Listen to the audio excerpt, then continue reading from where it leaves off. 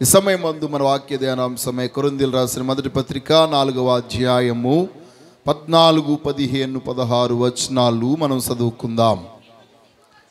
మిమ్మను సిగ్గుపరచవలనని కాదు గాని నా ప్రియమైన పిల్లలని మీకు బుద్ధి చెప్పుటకు ఈ మాటలను వ్రాయుచున్నాను.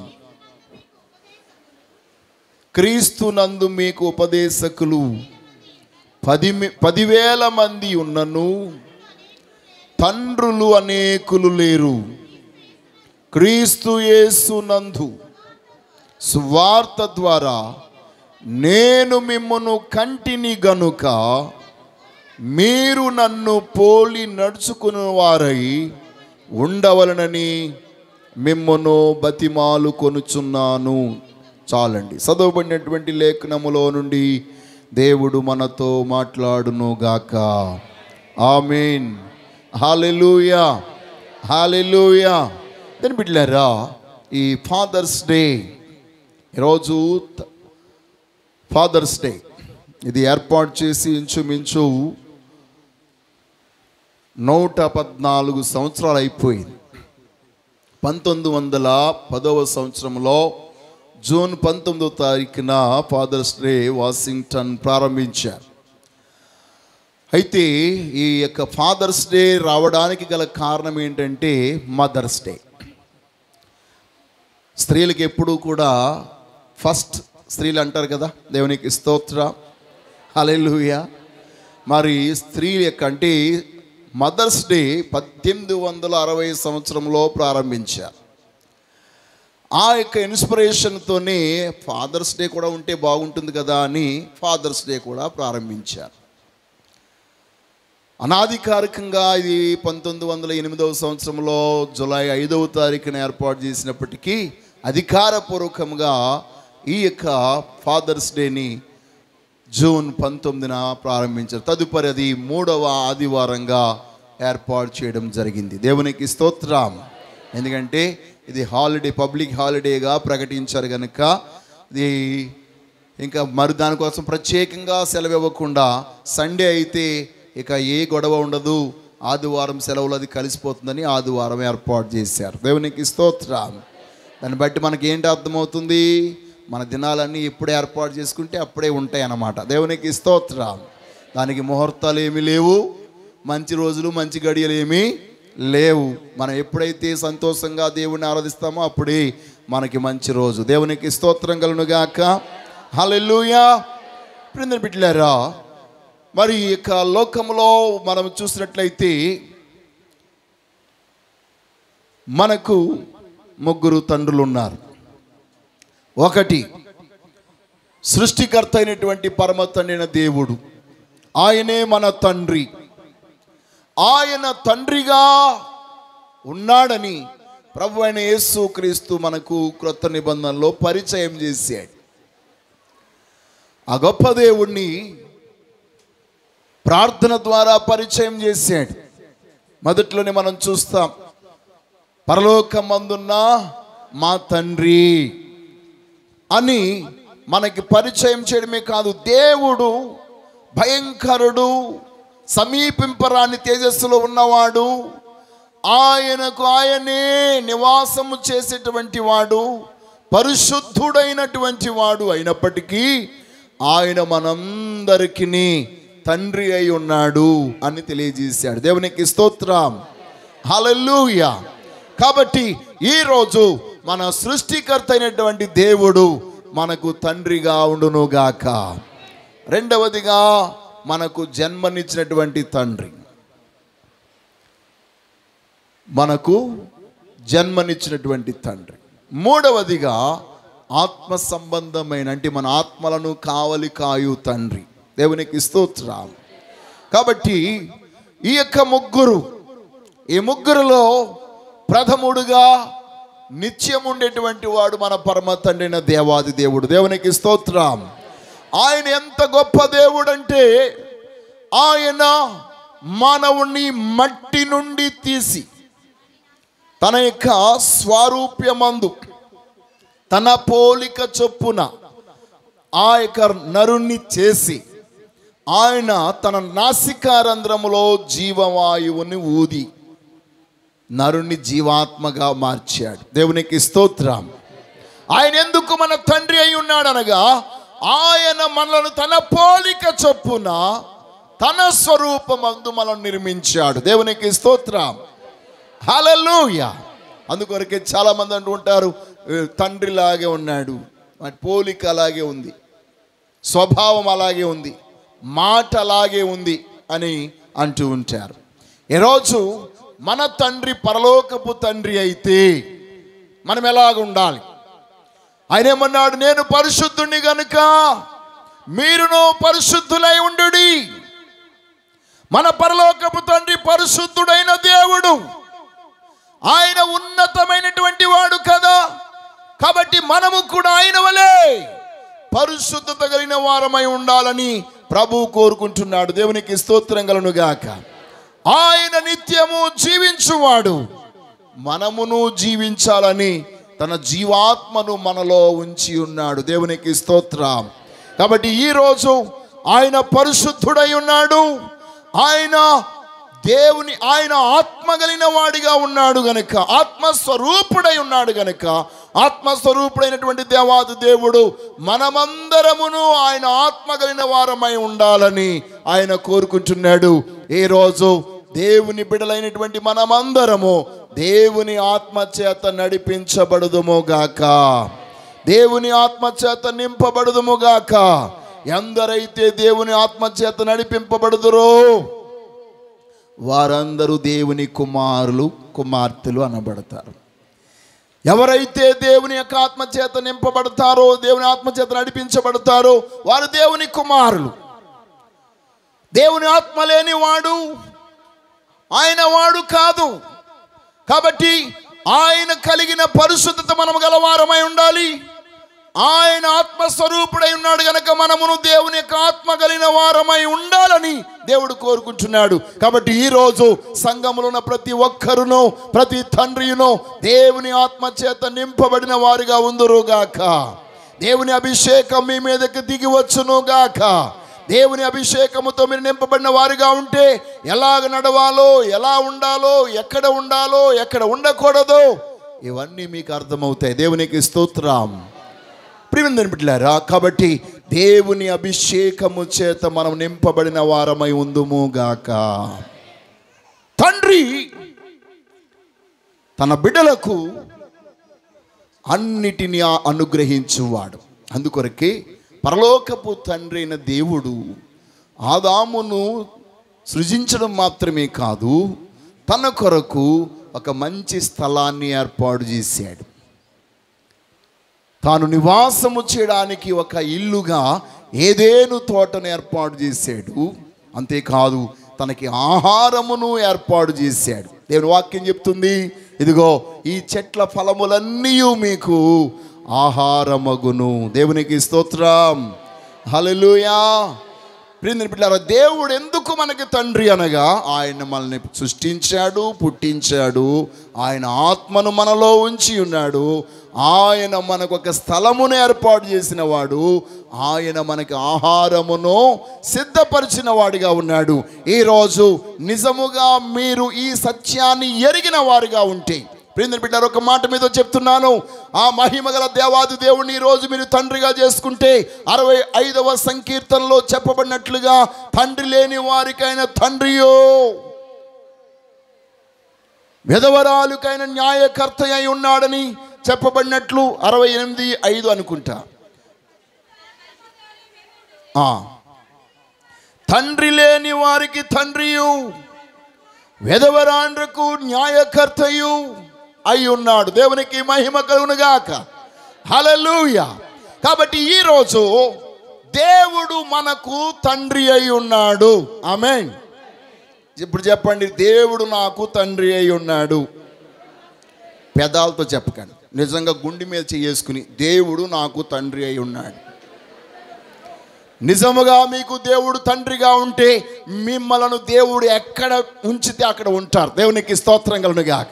భౌతికమైనటువంటి తల్లి తండ్రి నిన్ను విడిచిపెట్టవచ్చు, నీకు దూరంగా వారు ఉండొచ్చు, వారు నిన్ను సరైన స్థలములో వారు నిన్ను ఉంచలేకపోవచ్చు.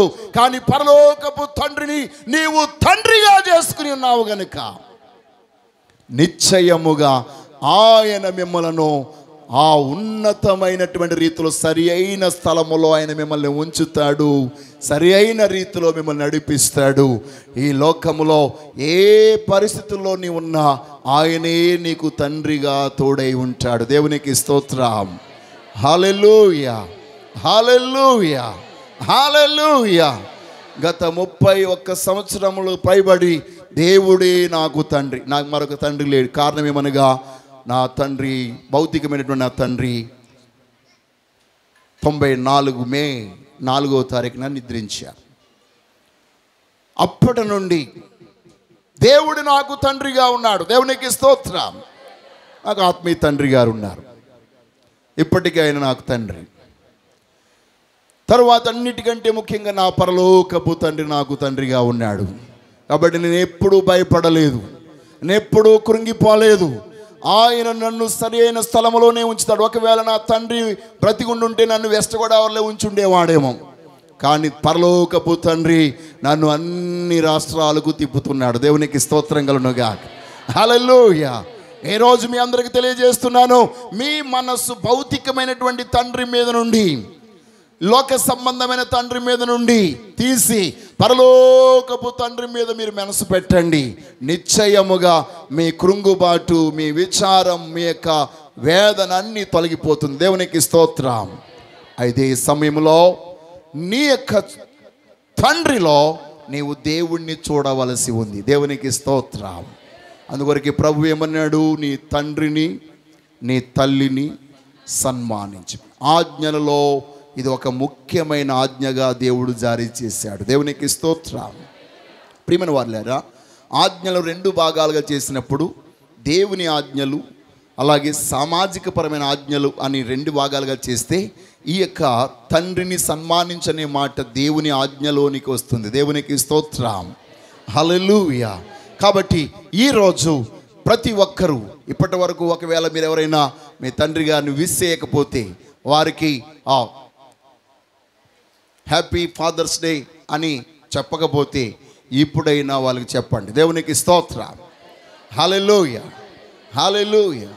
కొంతమందికి తెలియకుండానే తండ్రి మీద చాలా ద్వేషాన్ని పెంచుకుంటారండి, కోపాన్ని పెంచుకుంటారు. ఆ ద్వేషం, ఆ కోపం ఎందుకో తెలియదు. ఎందుకంటే వాళ్ళని కన్నారు, అడిగిందల్లా ఇస్తున్నారు, వాళ్ళు చేయమన్నదల్లా చేస్తున్నారు. కాబట్టి తండ్రి అంటే చాలా కోపం వాళ్ళకి. ఈరోజు చెప్తున్నాను, తండ్రిని సన్మానించిన వాడు భూలోకాన్ని స్వతంత్రించుకుంటాడు. తండ్రిని సన్మానించిన వాడు ఈ లోకంలో ఎక్కడికి వెళ్ళినా గౌరవాన్ని పొందుతాడు. దేవునికి స్తోత్రం. హల్లెలూయా. కాబట్టి మన సంఘములో ఏ కుమారుడు ఏ కుమార్తెని తల్లిదండ్రులను దూషించేవారిగా కానీ తక్కువగా చూసేవారిగా కానీ వారు ఉండకుందురుగాక. దేవుని యొక్క ఉన్నతమైనటువంటి గౌరవప్రదమైనటువంటి ఆ యొక్క ఆలోచన వారు హృదయంలోనికి అనుగ్రహించబడునుగాక. సర్వాధికన దేవుడే తన పరిశుద్ధాత్మ ద్వారా ఆ ఆలోచన వాళ్ళలో ఉంచునుగాక. హల్లెలూయా, హల్లెలూయా. ఈరోజు తండ్రుల యొక్క దుఃఖమంతా తొలగిపోవునుగాక. వారి హృదయంలో వారి గుండెల్లో నా బిడ్డలు ఇలాగున్నారు అలాగున్నారు అని ఒకవేళ దుఃఖముతో ఈరోజు వచ్చుంటే పరిశుద్ధాత్మ దేవుడు ప్రతి తండ్రిపై తన ఉన్నతమైన కృపను కుమ్మరించునుగాక. హల్లెలూయా. ప్రియమైన బిడ్డలారా, ఇక్కడ భక్తుడైనటువంటి పౌలు తెలియజేస్తూ ఉన్నాడు, నా ప్రియమైన పిల్లలని మీకు బుద్ధి చెప్పుటకు ఈ మాటలు రాయుచున్నాను. ఇప్పుడు నేను బిడ్డలారా, అపోస్తులుడైనటువంటి పౌలు కొరింథీ సంఘం అంతటితో ఆయన తెలియజేస్తున్నాడు. ఈ లోకంలో ఉన్న వారందరూ కొరింథీలను రకరకాలుగా పిలిచారు. కొరింథీ ప్రాంతం అంతా కూడా పాపముతో నిండిపోయిన ప్రాంతం, దుష్టత్వముతో నిండిపోయినటువంటి ప్రాంతం. వారందరినీ కూడా అసహ్యులుగా అసహించుకున్నటువంటి సందర్భాలు చాలా ఉన్నాయి. కానీ అపోస్తలుడైన పౌలు వారిని ఉద్దేశిస్తూ, కొరింథీ సంఘములో ఉన్న పరిశుద్ధులారా నేను మీకు వ్రాయుచున్నాను అన్నాడు. అంటే యేసుక్రీస్తు రక్తములో కడగబడినటువంటి వారందరూ పరిశుద్ధులై ఉన్నారు. దేవునికి స్తోత్రం కలుగును గాక. హల్లెలూయా. అందుకొరకు ఇక్కడ అంటున్నాడు, మీరు నాకు ప్రియమైన పిల్లలని నేను మీకు వ్రాయుచున్నాను. ఈరోజు మనందరము దేవాది దేవునికి ప్రియమైన పిల్లలుగా ఉందుము గాక. హల్లెలూయా. బిడ్డలారా, పరిశుద్ధ గ్రంథములో పిల్లలు పుట్టక మునిపే తండ్రిగా పిలువబడిన వాడు ఉన్నాడు, అబ్రహాం. అబ్రహాముకున్నటువంటి గొప్ప పేరేంటి తెలుసా? తాను విశ్వాసులకు తండ్రి. తను ఎవరికి తండ్రి అండి? విశ్వాసులకు తండ్రి. అంటే అనేక మందికి విశ్వాస మార్గాన్ని చూపించినవాడు. తండ్రి అనగా ఏంటి? జన్మనిచ్చువాడు. తండ్రి అనగా ఏంటి? ఉత్పత్తి చేయగలిగినవాడు. తండ్రి మార్గాన్ని చూపించేవాడు. ఇక్కడ మనం గమనించినట్లయితే విశ్వాసము అంటే ఎలా ఉంటుందో, ఆ విశ్వాసపు యొక్క శక్తి ఏంటో మనందరికీ తెలియజేసిన వాడు అబ్రహాము. దేవునికి స్తోత్రం. అందుకొరకే అబ్రహాము విశ్వాసులకు తండ్రి అయి ఉన్నాడు. యేసుక్రీస్తు వారి కాలంలో యూదులందరూ కూడా, మా తండ్రి అయిన అబ్రహాము కంటే నువ్వు ముందున్నావా, మా తండ్రి అయిన అబ్రహాము కంటే నువ్వు గొప్పవాడవా అని అంటూ ఉంటే యేసయ్య అన్నాడు, మాట మాటకి నా తండ్రి అయిన అబ్రహాం అంటున్నారు మీరు. అసలు మీకు అబ్రహాము తండ్రే కాదు. అబ్రహాముకి పిల్లలు కావాలంటే దేవుడు ఏం చేస్తాడు? ఈ రాళ్లను తన పిల్లలుగా మార్చేస్తాడు. ఎందుకంటే ఆయనకు పిల్లలైనటువంటి వారు ఆయనలాగా ఉండాలి. అబ్రహాము దేవుని నమ్మాడు, మీలో నమ్మకం లేదు కాబట్టి మీరు ఆయన పిల్లలు కాదు. దేని బిడ్డలారా, మనం దేవుని పిల్లలమని లేకపోతే ఒక తండ్రి యొక్క బిడలమని చెప్పుకోవాలి అని అంటే ఆ తండ్రి పోలిక మనలో ఉండాలి. దేవునికి స్తోత్రం. హల్లెలూయా. ఈరోజు సంఘంలో ఉన్న ప్రతి ఒక్కరిలోనూ విశ్వాసము ఉండునుగాక. విశ్వాసపు శక్తి చేత మీరు నింపబడిన వారిగా ఉంటే ప్రభు మన గురించి అలా మాట్లాడు. ప్రభు మనతో అంటే ఎస్, ఈమెయు అబ్రహాము కుమార్తె, ఇతడునో అబ్రహాము కుమారుడే. ఎవరి గురించి చెప్పాడు ఆ మాట? ఎవరైతే విశ్వాసము గలవారై ఉన్నారో, ఎవరైతే దేవుని యందు విశ్వాసము కలిగి దేవుని యొక్క కృప పొందుకోవడానికి ప్రభు యొద్దకు వచ్చారో, అలాగే ఆయన స్వస్థపరచగలవాడని, ఆయన లేవనెత్తగలవాడని, ఆయన విడిపించగలవాడని ఎవరైతే నమ్మారో, ఈరోజు నీవు ప్రభు సన్నిధికి వచ్చావు, రోగముతోనే వచ్చావు, కష్టముతోనే వచ్చావు, నష్టముతోనే వచ్చావు, సమస్యతోనే వచ్చావు. ఈ యొక్క సన్నిధిలో దేవుడు ఉన్నాడని నీవు గుర్తిస్తే ఈరోజు ప్రభు ద్వారా నీవు బిడ్డగా పిలవబడబోతున్నావు. దేవునికి స్తోత్రం. హల్లెలూయా. సమాజ మందిరంలో 18 సంవత్సరాలు బంధించబడిపోయినటువంటి సాతాను కట్ల చేత బంధించబడిన ఒక స్త్రీ నడుము వంగిపోయి ఉంటే ఆమె స్వస్థత పొందినప్పుడు ప్రభు చెప్పిన మాట, ఈమెయు అబ్రహాము కుమార్తె. పాపముతో నిండిపోయినటువంటి ఆ పొట్టి చెక్కయ్య ప్రభువైన యేసుక్రీస్తు వారిని చూడాలని ఆశ కలిగి ఎంతో ఆతురతతో చెట్టెక్కి కూర్చున్నటువంటి సమయంలో ప్రభు అన్నాడు, ఇతడునో అబ్రహాము కుమారుడే.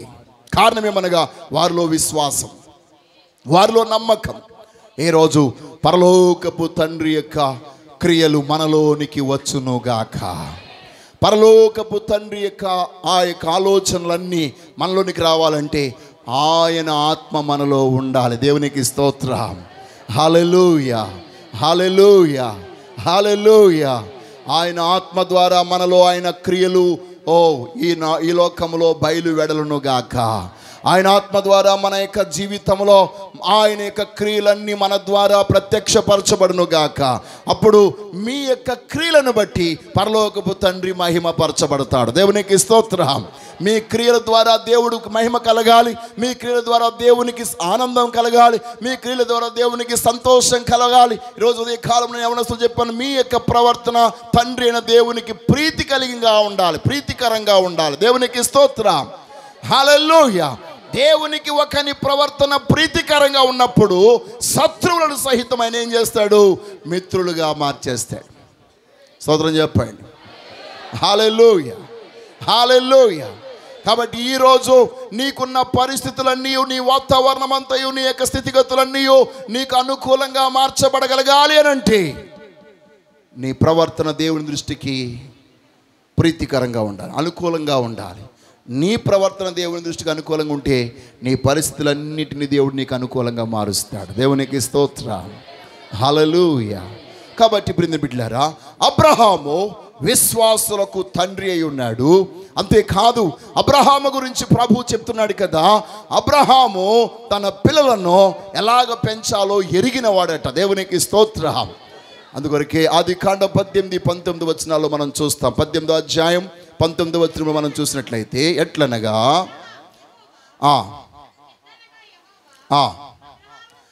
అబ్రహామును గూర్చి చెప్పినదేమనగా, అతనికి నేను కలుగజేయునట్లు తన తరువాత తన పిల్లలను, తన ఇంటి వారిని నీతి న్యాయములు జరిగించుచు యెహోవా మార్గమును గైకొనుటకు అతడు వారికి ఆజ్ఞాపించినట్లు నేను అతన్ని ఎరిగి ఉన్నానని. దేవునికి స్తోత్రం. హల్లెలూయా. కాబట్టి ప్రేమ తండ్రులారా, ఈరోజు ప్రభువు మనలను చూస్తూ ఉన్నాడు. దేవునికి స్తోత్రం. ఆ పరమ తండ్రి మనలందరినీ పరిశీలిస్తున్నాడు. ఎవరెవరు ఎలాగున్నారో, ఎవరెవరు ఏ విధంగా ఉంటారో, ఏ విధంగా వారు ప్రవర్తిస్తారో, ఏ విధంగా వారి కుటుంబాన్ని ఏలుబడి చేస్తున్నారో అన్నీ ఎరిగిన వాడుగా ఉన్నాడు ఆయన. అందుకొరకే అబ్రహాము గురించి చెప్తున్నాడు, పిల్లలనే వారే లేనప్పుడు అబ్రహాముకి నేను అతనికి పిల్లలు కలగజేయునట్లు, ఆశీర్వాదాన్ని కలగజేయనట్లు, దీవెనలు కలగజేయనట్లు అతడు తన పిల్లలను ఎలాగా పెంచాలో తనకి బాగా తెలుసు. అతడు ఆజ్ఞాపిస్తాడు. అతడు దేవుని యందు భయభక్తి గల వారిగా తన బిడ్డలందరినీ నడిపిస్తాడని చెప్పేసి ఇక్కడ అంటున్నాడు కదా, తన ఇంటి వారును నీతి న్యాయములు జరిగించుచు యెహోవా మార్గమును గైకొనుటకు అతడు వారికి ఆజ్ఞాపించినట్లు నేను అతనిని ఎరుగుదును. దేవునికి స్తోత్రం కలుగును గాక. ఈరోజు ప్రతి తండ్రి తన బిడ్డలకు ఆజ్ఞాపించేవారుగా ఉందురుగాక. హల్లెలూయా, హల్లెలూయా, హల్లెలూయా, హల్లెలూయా. ప్రియ బిడ్డలారా, మన యొక్క జీవితంలో మనము ఎప్పుడైతే పరిశుద్ధ దేవుని సముఖములో ఆజ్ఞాపించే వారంగా ఉంటాము, దేని బిడ్డలారా, మనం ఎప్పుడు ఆజ్ఞాపించే వారంగా ఉంటే తండ్రి ఆ బిడ్డలకు సంతోషం కలిగించేవాడు ఉంటాడా? చెప్పండి. కొడుక్కి 4వ సంవత్సరం ఉన్నప్పుడట తను అనుకుంటాడట, తండ్రి ఏమైనా నా కోసం చేయగలడని. దేవునికి స్తోత్రం. హల్లెలూయా. వాడికి 7వ సంవత్సరం వచ్చేటప్పటికి నా తండ్రికి చాలా విషయాలు తెలుసు అనుకుంటాడట. వాడికి 12వ సంవత్సరం వచ్చేటప్పటికి తను అనుకుంటాడంట, నా తండ్రికి అసలు ఏమీ, హీ డజంట్ నో ఎనీథింగ్, తనకి ఏమీ తెలియదు అనుకోవడం మొదలు పెడతాడట. 14వ సంవత్సరం వచ్చేటప్పటికి మా నాన్న ఎప్పుడు కూడా పాతకాలపు సంగతులే, పాతకాలపు విషయాలే, పాతకాలంలాగా ఉండమంటాడు అని, ఈజ్ ఏ ఓల్డ్ ఫెలో, అంటే ముసలోళ్ళలాగే ఆలోచిస్తాడని చెప్పేసి అనుకుంటాడట. తనకి 21 సంవత్సరం వచ్చేటప్పటికి తను ఏమనుకుంటాడంటే, అసలే మా నాన్న ఈ కాలంలో పుట్టవలసిన వాడు కాదు, అవుట్ ఆఫ్ డేట్, అసలు ఎందుకు పుట్టాడు వాడు, పుట్టించిన ఈ కొడుకు అంటాడు తండ్రి గురించి, అసలు మా నాన్న ఈ కాలంలో పుట్టవలసినోడు కాదు, తన యొక్క డేట్ ఎక్స్పైరీ అయిపోయింది. దేవునికి స్తోత్రం. ఏమైపోయిందట?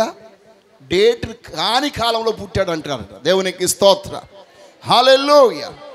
అయితే 25వ సంవత్సరం వచ్చేటప్పటికి మా నాన్నకి కొంచెం కొంచెమే తెలుసు అని అనుకుంటాడట. దేవునికి స్తోత్రం. 30వ సంవత్సరం వచ్చేటప్పటికి తన జీవితంలో తాను ఏమనుకుంటాడంటే తండ్రిలో తన్ను కనుగొనడం మొదలెడతాడట. తండ్రిలో తనను కూడా కనుగొనడం మొదలు పెడతాడట. 35వ సంవత్సరం వచ్చేటప్పటికి తనకు అర్థమైపోతుందట, మా నాన్నగారికి సహనం ఉంది, తనలో కూడా సహనం పెరుగుతుంటుంది కదా, మా నాన్నగారికి సహనం కూడా ఉంది అని అప్పుడు అనుకుంటాడట. 35 సంవత్సరాలు వచ్చిన తర్వాత 50వ సంవత్సరం వచ్చేటప్పటికి తను అనుకుంటాడట,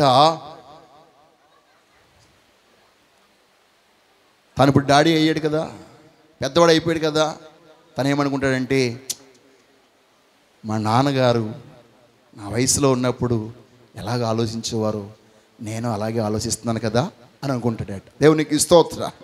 హల్లెలూయా, హల్లెలూయా. అంటే తండ్రి ఆలోచన తనలోనికి వచ్చిందని అనుకుంటాడటండి. 60వ సంవత్సరం వచ్చేటప్పటికి తను అనుకుంటాడంట, మా తండ్రికి ఆ కాలంలో అన్నీ తెలుసు, నాకే ఏమీ తెలియదు అని అనుకుంటాడట. దేవునికి స్తోత్రం. హల్లెలూయా, హల్లెలూయా. కాబట్టి 65 వచ్చేసరికి ఏమనుకుంటాడు, మా నాన్నగారు తన కాలంలో అన్నిటినీ జయించేశాడు, నేనే ఇప్పుడు పోరాడుతూ ఉన్నాను అనుకుంటాడట. అప్పుడేమనుకున్నాడు, అసలే వాడికి ఏమీ తెలియదు, ఈయన ఎందుకు నాకు డాడీగా పుట్టించాడు దేవుడు అని చెప్పేసి అనుకుంటాడు. వయసు పెరిగే కొలది డాడీ యొక్క విలువ వారికి తెలుస్తుంది. దేవునికి స్తోత్రం. హల్లెలూయా. ఏ రోజు కుమార్తెలకు కుమారులకు మీ తండ్రుల యొక్క విలువ మీకు తెలియనుగాక. చాలా సందర్భాల్లో మీకు ఒక విషయం చెప్పనా, తల్లితోనే ఎక్కువగా బిడ్డలకి అటాచ్మెంట్ ఉంటుంది. కారణం ఏంటి, తల్లి నవమాసాలు వారిని మోసి వారిని పాలిచ్చి పెంచి, ఎక్కువ చెప్పాలంటే ఎవరి చేతిలో ఎక్కువ ఉంటారు వీళ్ళు, తల్లి చేతిలోనే. ఎక్కడ పడుకుంటారు, తల్లి ప్రక్కనే. కాబట్టి ఎక్కువ అటాచ్మెంట్ ఎవరితో, తల్లితో. కాబట్టి తండ్రికి అంత తల్లి చెప్తేనే తప్ప, ఇదిగో తండ్రి నీ తండ్రి లేక నీ తండ్రిలాగా నిన్ను చూస్తున్నాడు, ఇలా ప్రేమిస్తున్నాడు అని బోధిస్తే తప్ప తండ్రి మీద బిడ్డలకు గౌరవము ఆ ప్రేమ పెరగడం కష్టం. దేవునికి స్తోత్రం. హల్లెలూయా, హల్లెలూయా. కానీ ప్రతి తల్లి చెప్పాలి, ఇదిగో నాన్న తండ్రి ఉన్నాడు కాబట్టి మనం ఇలాగున్నాం, తండ్రి ఉన్నాడు కాబట్టి మనం ఈ పొజిషన్లో ఉన్నాం, తండ్రిని బట్టి మన జీవితం ఇలా ఉంది అని తండ్రి మీద మీ బిడ్డలకు మీరు గౌరవం పెంచే తల్లులుగా ఉందురుగాక. తండ్రి మీద ప్రేమ పెంచితే మిమ్మల్ని వదిలేస్తారు అనుకోకండి. తండ్రిని ప్రేమించేవాడు తల్లిని ఆటోమేటిక్గా ప్రేమిస్తాడు. దేవునికి స్తోత్రం. హల్లెలూయా. ఎక్కువగా మీ వైపే తిప్పుకుంటే ఆ తండ్రిని ప్రేమించడు, మిమ్మల్ని ప్రేమించడు. ఎందుకంటే మీ ప్రేమ మనవాడిగా అలుసైపోద్ది. మీ ప్రేమ ఏమైపోద్ది, మనవాడు బ్యాక్మెయిల్ చేసుకోవడానికి వాడుకుంటాడు దాన్ని. దేవునికి స్తోత్రం. మీకు ఎక్కువ ప్రేమ కదా మీ బిడ్డల మీద, అప్పుడు ఏం చేస్తాడు, ఇదిగో నువ్వు నాకు అది చేయలేదు అనుకో నేను ఇంటికి రాను. బాబా బాబా అలా కాదు నాన్న, నువ్వే కావాలి, ఏం కావాలి చెప్పు. బ్లాక్మెయిలింగ్. వీళ్ళందరూ ఎక్కువ శాతం ఈ కాలంలో ఏం చేస్తున్నారండి, ఏం మెయిల్ చేస్తున్నారు, ఈమెయిల్ ఆ మెయిల్ అలవాటైపోయి బ్లాక్మెయిల్ చేస్తున్నారు. దేవునికి స్తోత్రం కలుగునుగాక. యేసు నామములో మనము అనవసరంగా వారికి ఏ మెయిల్ చేయకుండా ఉండునట్లు సరైన రీతిలో వారిని మనము పెంచుదుము గాక. హల్లెలూయా, హల్లెలూయా, హల్లెలూయా. కాబట్టి అబ్రహాము తన బిడ్డలను ఎలాగ పెంచాలో ఎరిగిన వాడిగా ఉన్నాడు కనుక అతడు విశ్వాసులందరికీ తండ్రి అయ్యాడు. దేవునికి స్తోత్రం. హల్లెలూయా, హల్లెలూయా. కాబట్టి ఈ సమయమందు మన జీవితంలో ప్రతి ఒక్కరము, ప్రతి తండ్రి తన బిడ్డలను పెంచగలిగే ఒక కుటుంబ యజమానుడిగా ఉండునుగాక. మీ బిడ్డల యొక్క కవలికలను బట్టి, పోలికలను బట్టి మీరు ప్రవర్తించుదురుగాక. ఎఫెసీయులకు రాసిన పత్రిక 6వ అధ్యాయం 4వ వచనం అంటున్నారు, తండ్రులారా మీ పిల్లలకు కోపము రేపక అమ్మా ప్రభు యొక్క శిక్షలోనో బోధలోనో వారిని పెంచుడి. దేవునికి స్తోత్రం. హల్లెలూయా. చాలామంది పిల్లలు ఈ యొక్క వాక్యాన్ని పెట్టుకుని, ఇదిగో మా మీద మీరు ఏం చేయకూడదు, కోపపడకూడదు. దానికి ముందు ఏం బైబిల్ చెప్తుంది, తండ్రుల పిల్లలారా మీ తల్లిదండ్రులకు కోపం రేపకండి అనే మాట రాయబడలేదా? ఈ తండ్రికి లోబడి ఉండాలని చెప్పట్లేదా? ఆ మాట వదిలేస్తారు. అది వారి యొక్క బైబిల్లో కొట్టేసి ఇది ఒకటే రాసుకుంటారు. తండ్రులారా మీ పిల్లలకు కోపము రేపకుడు. అసలే పిల్లలకు ఎందుకు కోపం రేపుతారండి తండ్రులు? చెప్పండి, ఎందుకు రేపుతారు? కోపం ఏమి రేపరు, వాళ్ళే కోపం తెచ్చుకుంటారు. కోపం అది, బాబు నైనా ప్రార్థన చేయి అని అంటే వాళ్ళకి ఏమొస్తుంది? కోపం వస్తుంది. నైనా పడుకుని లేవరా అని అంటే ఏమొస్తుంది? వాళ్ళకి కోపం వస్తుంది. బ్రష్ చేసుకునైనా తినడానికి అని అంటే ఏమొస్తుంది? అసలు అది కోపం పడవలసిన సమయమేనంటారా? కోపం అనేది ఎప్పుడు? వాళ్ళు బాగా చదివినా, బాగా చక్కగా చెప్పిన మట్టుగా బ్రష్ చేసేసి చక్కగా డ్రెస్ చేసేసుకుని స్కూల్కి వెళ్ళిపోయి, కాలేజీకి వెళ్ళిపోయి, తినవలసిన టైంలో తినేసి, పడుకోవాల్సిన టైంలో పడుకుని పోయి, టీవీ చూడకూడని సమయంలో చూస్తూ ఉంటే, చూడవలసిన సమయంలోనే చూడాలి, చూడకూడని సమయంలో చూడకూడదు. ఏమండి, చక్కగా వారు ఉదయాన్నే లేచిపోయి వాళ్ళ పనులను చేసుకుంటే ఏ తండ్రి అయినా ఏ తల్లి అయినా కోపపడుతుంది అంటారా? అసలు ఇంట్లో కోపం అనే మాట వినబడుతుంది అంటారా? అసలు ఎక్కువ శాతం భార్యాభర్తలు గొడవడానికి పిల్లలే కారణం. దేవునికి స్తోత్రం కలుగునుగా. ఎందుకని? వీళ్ళని లేరా లేరా లేరా అని మొదలెడతారు. దాంట్లో తండ్రో తల్లో ఎవరో ఒకరు ఉంటారు ఆపోజిట్. ఎందుకన్నా అలా తినేస్తున్నావు అని అంటారు. అదిగో వీళ్ళిద్దరికి వచ్చేది ఆడిని వదిలేస్తారు పక్కనే, వీళ్ళిద్దరు కొట్టి చచ్చిపోతారు. దేవునికి స్తోత్రం. వీళ్ళకి సంతోషం. ఎవరికి? భలే కొట్టుకున్నారు మా అమ్మ నాన్న. అలాగే ఎందుకంటే వీళ్ళకి అది అవకాశం అనమాట. వీళ్ళు ఎలాంటి వాళ్ళు అంటే కోతులు అంటారు. పిల్లలిద్దరికి తగు పెట్టేసి మొన్న రొట్టంతా లాగేసిన రకాల మాట కోతులు. కాబట్టి జాగ్రత్తగా ఉండండి తండ్రులారా, తల్లులారా. పిల్లల యొక్క చేష్టలను బట్టి మీరే కామైపోండి, తప్పదు ఒక్కోసారి. దేవునికి స్తోత్రం. హల్లెలూయా. ఈరోజు నేను చెప్తున్నాను ప్రభు సముఖంలో, తండ్రులు ఎవ్వరూ పిల్లలకు సారీ చెప్పకుండా ఉందురుగాక. ప్రతి కుమారుడు ప్రతి కుమార్తె తల్లిదండ్రులకు సారీ చెప్పుదురుగాక. హల్లెలూయా, హల్లెలూయా, హల్లెలూయా. మన యొక్క ఆశీర్వాదం వారి మీదకి వెళ్ళాలి తప్ప వారికి మన శాపం వెళ్ళకూడదు. మన దీవెన వారి మీదకి వెళ్ళాలి తప్ప మన యొక్క కోపం వారి మీదకి వెళ్ళకూడదు. ఈ సమయంలో అలాంటి కృప దేవుడు మీ అందరికి అనుగ్రహించునుగాక. హల్లెలూయా, హల్లెలూయా. కాబట్టి ఈరోజు ప్రతి తండ్రి గుర్తించాలి. హెబ్రీయులకు రాసిన పత్రిక 11వ అధ్యాయం 7వ వచనం మనం చూస్తే, నోవాహు తన ఇంటి వారి రక్షణ కొరకు విశ్వాసమును బట్టి అది వరకు చూడని సంగతులను గురించి దేవుని చేత హెచ్చరించబడి భయభక్తులు గలవాడై తన ఇంటి వారి రక్షణ కొరకు ఒక వాడను సిద్ధము చేసెను. దేవునికి స్తోత్రం. హల్లెలూయా. చూడండి, చేతులు ఎవరికి లేగట్లేదు. ఏమండి, నోవాహు 120 సంవత్సరాలు సుత్తు పట్టుకుని మేకులు కొడుతూనే ఉన్నాడట. దేవునికి స్తోత్రం. ఏం చేస్తున్నాడండి? మరి ఆ కాలంలో మేకులు లేవు కదండి, కర్రనే మేకులుగా చేశారు. మీకు కావాలంటే కార్పెంటర్లను అడగండి, వాళ్ళు చాలా చైర్స్ కానీ కుర్చీలు కానీ లేక మంచాలు కానీ ఎక్కువ శాతం కర్రనే మేకుగా చేసి దగ్గొడతారు. అవునా కదా? ఏమండి, అవునంటారు కదంటారు. ఎందుకంటే మేక అయితే జంగు పెట్టేస్తుంది, ఇది అయిపోతుంది. కర్ర అయితే కలిసిపోద్ది దాంట్లో. దేవునికి స్తోత్రం.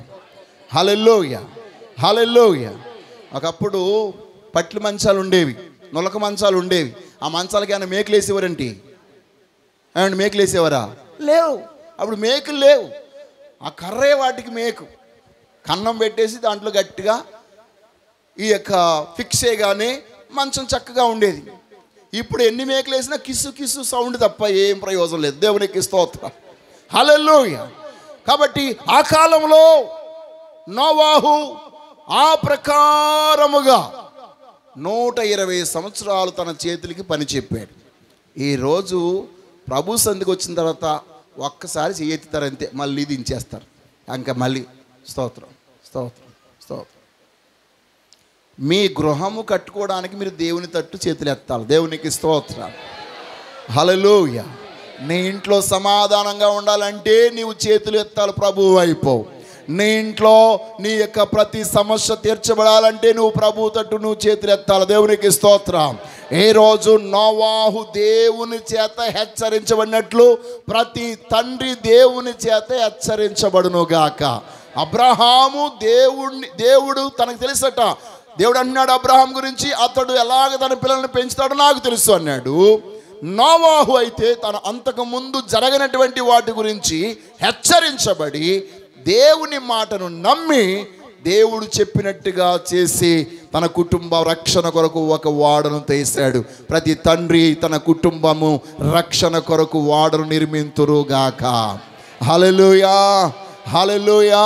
పరిశుద్ధ గ్రంథంలో మనం చూసినట్లయితే తన కుటుంబం అంతటిని రక్షించుకోవడానికి జైలర్ ఏం చేశాడండి? ప్రభు అయిన యేసునందు విశ్వాసం ఉంచాడట. దేవునికి స్తోత్రం.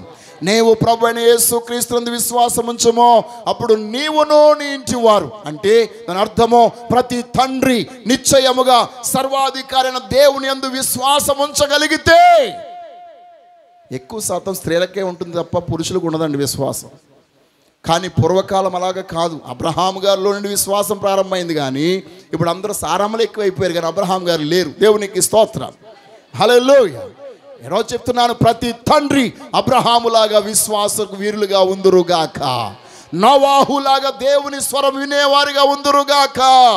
ఎల్లప్పుడూ ఆ గొప్ప దేవుని యొక్క ఉన్నతమైన కృపను వారు పొందుదురుగాక. మనోహలాగా దేవుని యొక్క సూచనలను సలహాలను పాటింతురుగాక. మన జీవితంలో ఎప్పుడైతే అలాగ మనం నడుచుకుంటామో నిశ్చయముగా దేవుని యొక్క ఉన్నతమైనటువంటి కృపకు మనం పాత్రులమవుతాం. ఎందుకు నోవాహు కృప పొందాడంటే దేవుని మాట విన్నాడు గనుక.